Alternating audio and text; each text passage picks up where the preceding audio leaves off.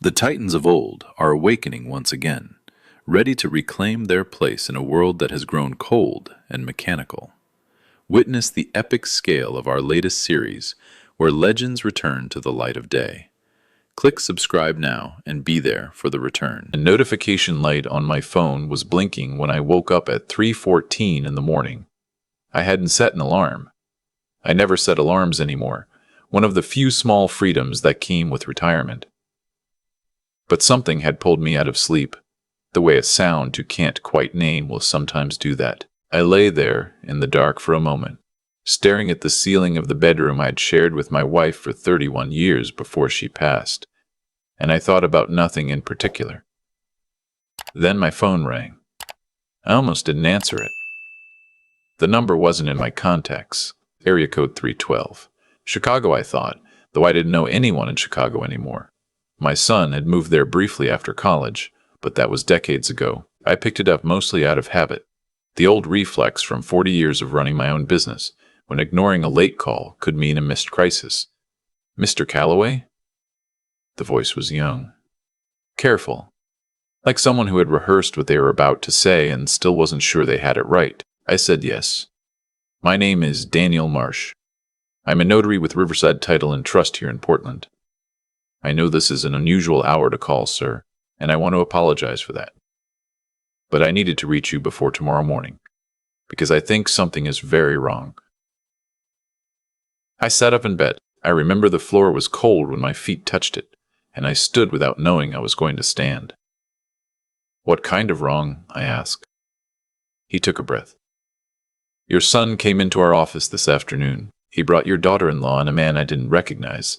He introduced himself as a family attorney. They were trying to complete a notarization on a document that would transfer the deed to your property on Crescent Lake, along with a power of attorney that would give your son legal authority over your financial accounts and medical decisions. He paused. The power of attorney listed a physician's assessment that described you as cognitively impaired, significantly impaired, unable to manage your own affairs. I didn't say anything for a long moment. Mr. Calloway, I've been a notary for 11 years. The document they brought in had your signature on it. But something about the whole thing didn't feel right to me. I asked to speak to you directly before I completed the notarization standard procedure when cognitive incapacity is being claimed, and your son told me you were already asleep and that waking you would be upsetting and unnecessary. He said the doctor's assessment was sufficient. Another pause. I told him I couldn't proceed without speaking to you personally. He got very angry. They left without completing the transaction. I was standing at the window by then, looking out at the backyard I had landscaped myself the summer after my wife died, when I needed something to do with my hands and my grief. He has another appointment scheduled, Daniel said quietly, tomorrow morning. Different notary office across town. I only know because his attorney mentioned it while they were arguing. Something about having a backup. Sir, I don't know your family situation. I don't know if there's an explanation for all of this that makes sense, but I couldn't sleep tonight without calling you first. I asked him how he got my number. Your property records are public, he said. It took me about 20 minutes. I thanked him. I'm not sure I said it with enough weight. Not in that moment, because I was still trying to understand what I was hearing. I took his number down on the back of an envelope I found on the nightstand. We talked for another few minutes. He gave me the name of the attorney my son had brought in, the document numbers, the name of the other notary office. He was thorough, more thorough than anyone had any reason to be at 3 in the morning for a stranger they'd never met. After I hung up, I sat on the edge of the bed for a long time. My son's name is Robert. He's 41 years old. He coaches youth soccer on weekends and sends me photos of his kids, my grandchildren, 6 and 8 years old, at least once a week. Or used to. I thought about when that had started to slow down. 6 months ago, maybe. 8. I'd told myself he was busy. I'd told myself a lot of things. My daughter-in-law's name is Patrice. She had always been polite to me in the careful way of someone performing politeness rather than feeling it. I'd attributed it to personality differences. I'd attributed a great many things to personality differences over the years. The property on Crescent Lake had been in my family for over 30 years. My wife and I had bought it as a weekend place when the business was doing well. A small cabin with a dock and a rowboat, and a view of the water that made everything else feel manageable. After she died, I'd spent 3 summers there alone, and I'd come to think of it as the place I would eventually go to live out whatever years I had left. It wasn't worth a fortune. Maybe $400,000, maybe a little more now that the area had developed. But it was the place that meant the most to me of anything I owned. I thought about the physician's assessment. Cognitively impaired. Unable to manage his own affairs, my mind was working with perfect clarity at 3:30 in the morning, and what it was telling me was this. My son had found a doctor willing to sign a document stating otherwise. I didn't call Robert that night. I knew if I called him then, angry and off balance, whatever came next would happen on his timeline and not mine. Instead, I sat at my kitchen table with the yellow legal pad and wrote down everything Daniel had told me.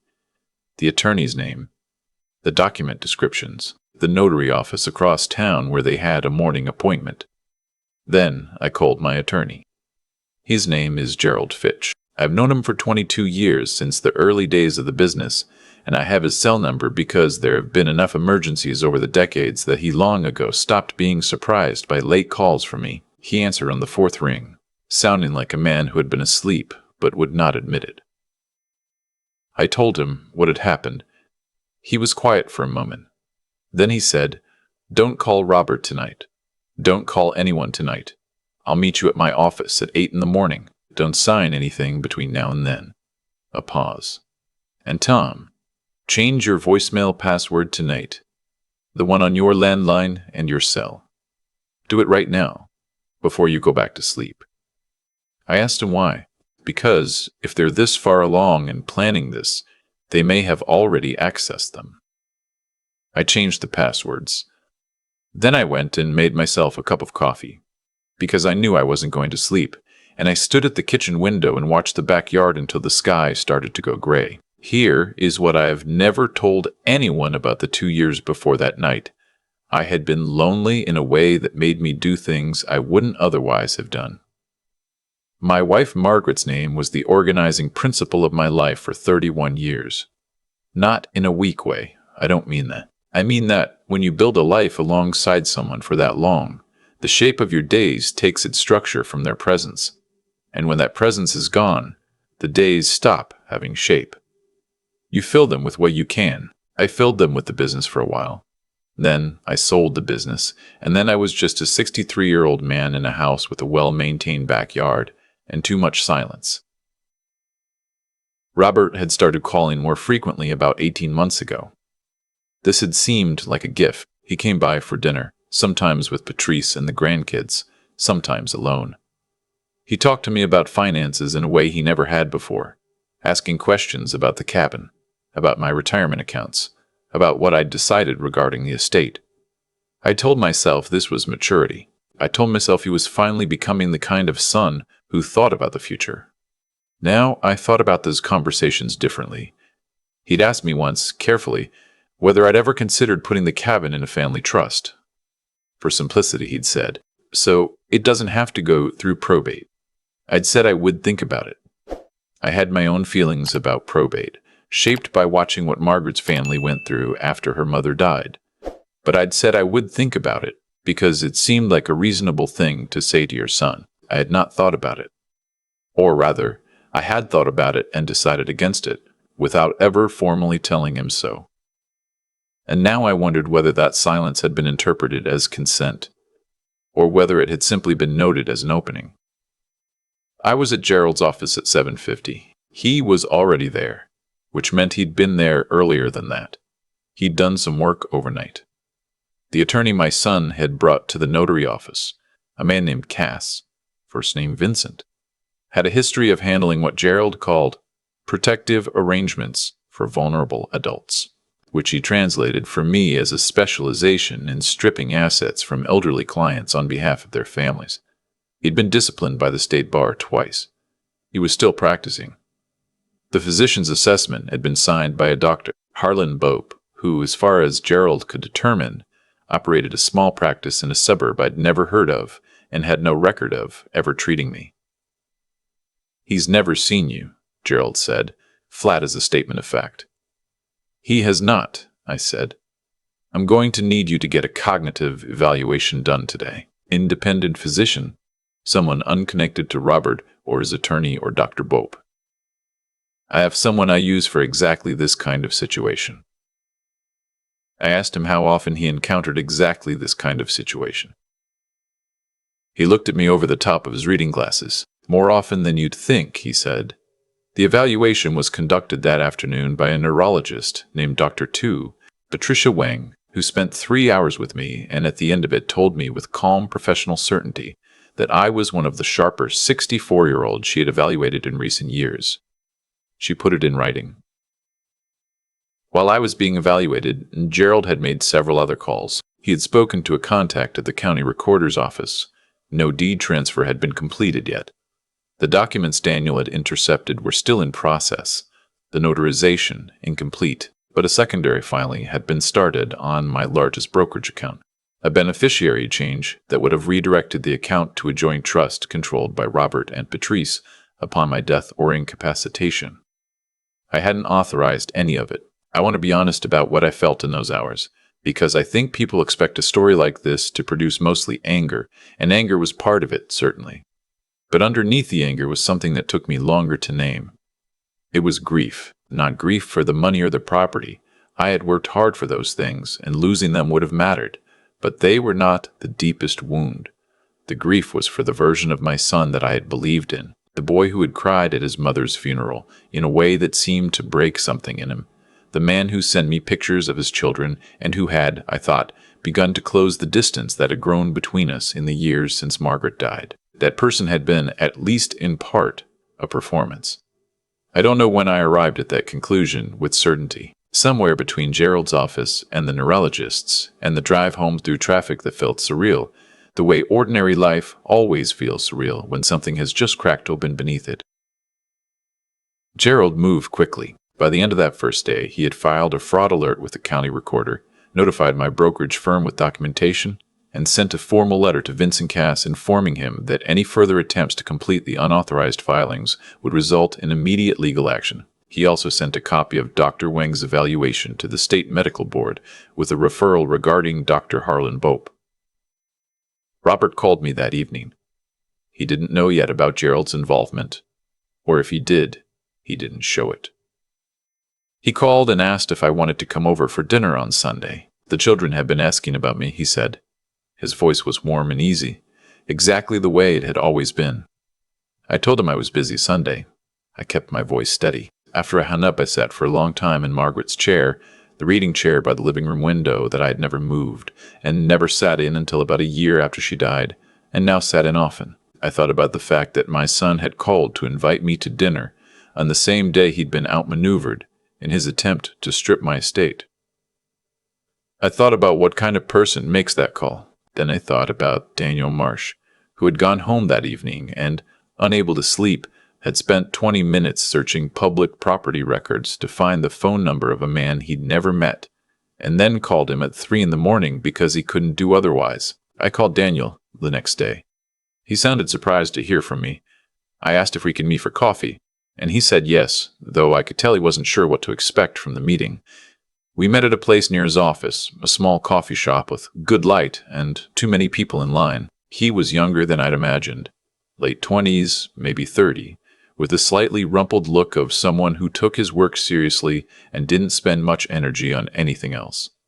I thanked him properly that time. He deflected, the way people who have done something genuinely good often do, as though the compliment makes them uncomfortable. I told him I wanted him to know the full scope of what his call had prevented, and I walked him through it. The deed transfer, the brokerage account, the fraudulent physician's assessment. I watched his face as he understood, gradually, what he had stopped. I didn't know it went that far, he said quietly. Most people would have gone back to sleep, I told him. He shook his head, looking at his coffee cup. I don't know. I kept thinking, what if it was my dad? My dad's 67.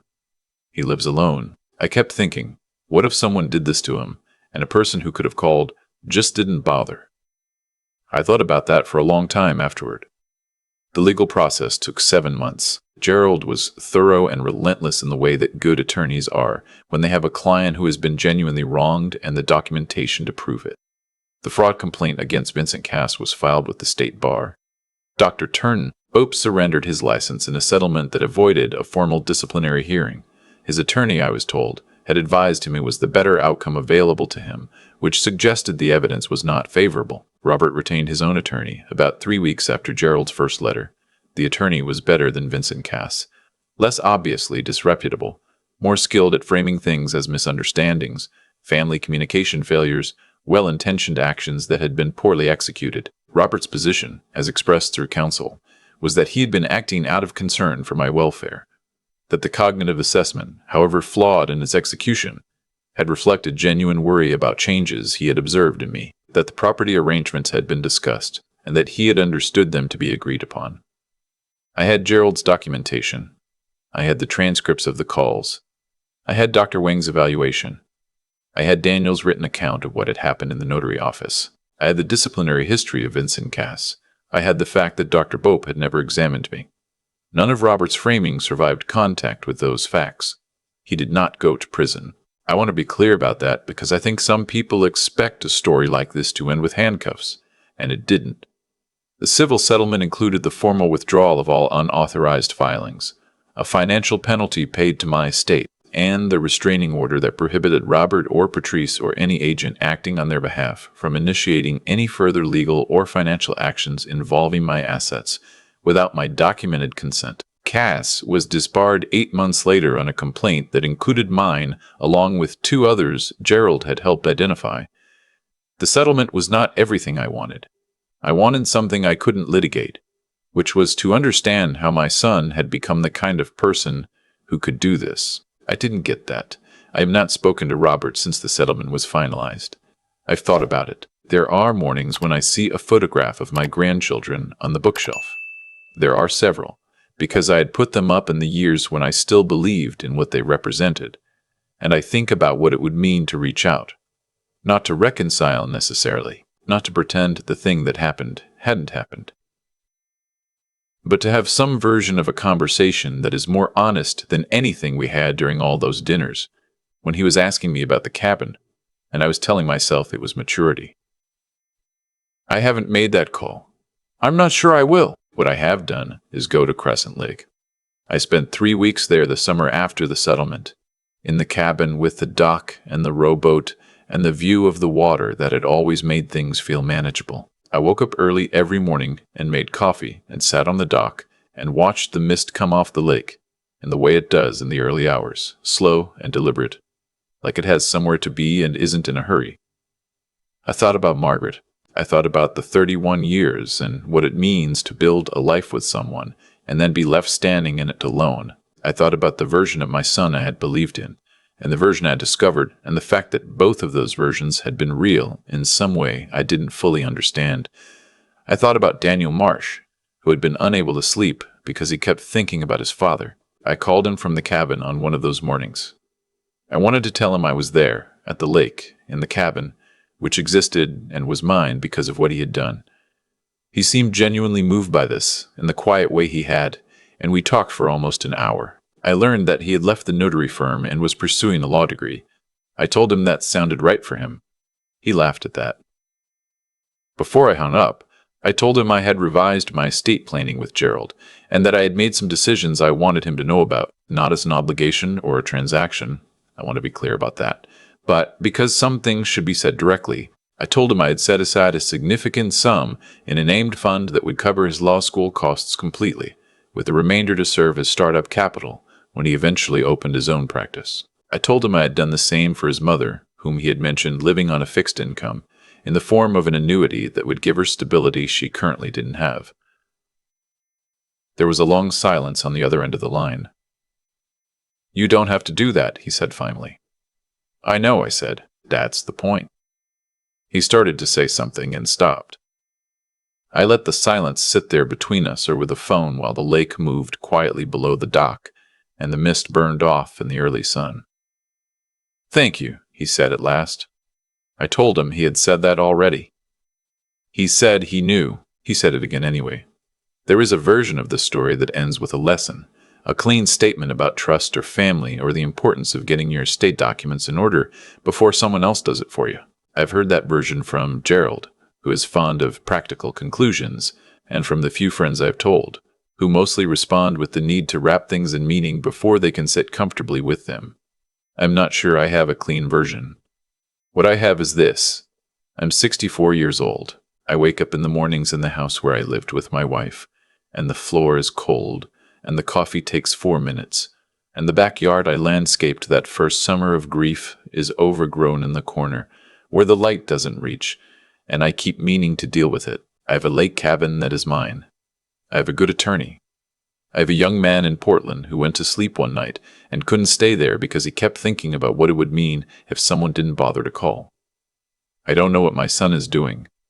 I try not to think about it too often. On the days when I think about it too much, I drive out to the lake, even if it's only for an afternoon, and I sit on the dock until the thinking settles. Some days that takes a while. Most days, eventually, it does.